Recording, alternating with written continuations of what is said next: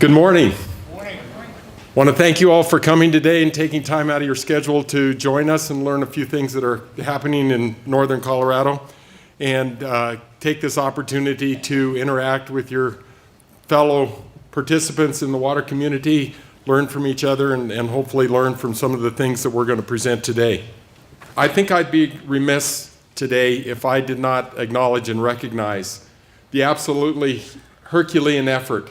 that has been done by a number of water users in the South Platte Basin, particularly along the Front Range, that began on September 9th of 2013 and yet continues today.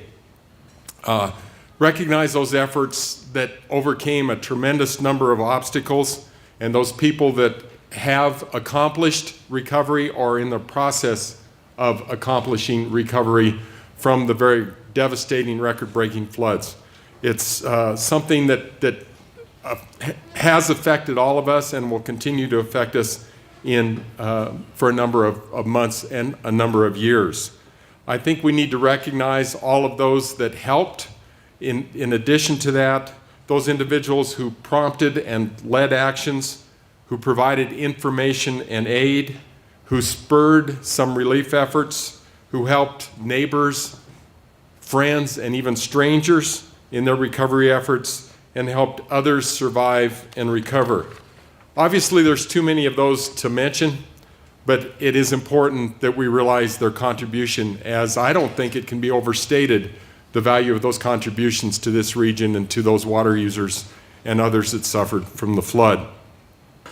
And as Mike said, I think we also owe a great thanks to the Colorado Water Conservation Board, who right after the flood stepped up, had a special meeting, and decided to change somewhat their construction fund procedures and guidelines to help those people that had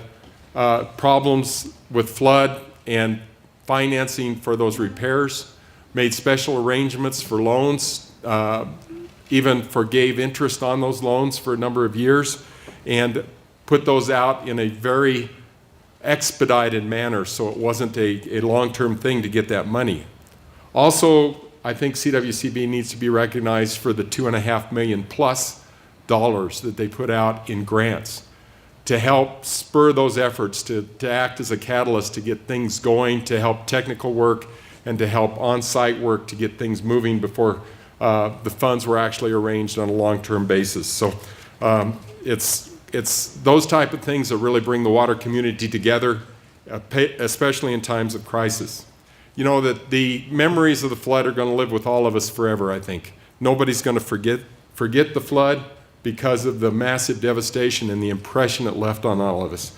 But I think we'll all remember as well the inspiration that was provided by all those that overcame those obstacles and fought and are continuing to fight to survive. So I want to acknowledge all of you today for those efforts.